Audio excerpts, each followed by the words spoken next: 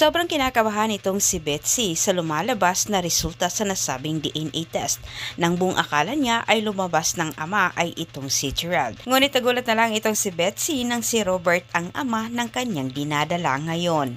Ngunit itong si Gina at Gerald, nasa kanila ang paniniwala na si Gerald ang tatay. Ngunit dahil naniniwala itong si Robert sa DNA test kaya't inangkin niya ang anak ni Betsy. Sobrang ikinatutuwa naman ito ni Betsy at lalo na itong si Susan dahil sa pamagitan ng bata ay magagamit nila ito para makakuha ng yaman.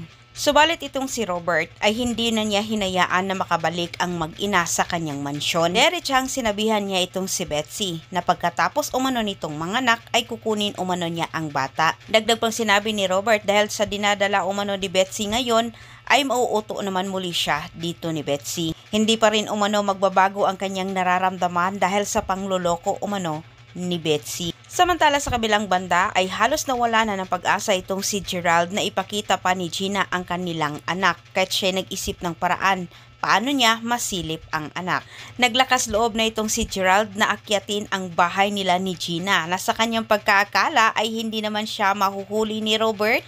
Matindi ang pagtatalo ng mag-asawa ang siyang dahilan para marinig ni Robert itong si Gina. Pero sumiklab sa galit itong si Robert nang bumugad naman sa kanyang mga mata itong si Gerald. Subalit may pahabol na banta naman itong si Gerald, hindi umano siya titigil hanggat hindi niya mabawi ang kanyang mag-ina. Muling kinakaladkad ni Robert itong si Gerald palabas at pinagtabuyan naman niya ito at binantaan din.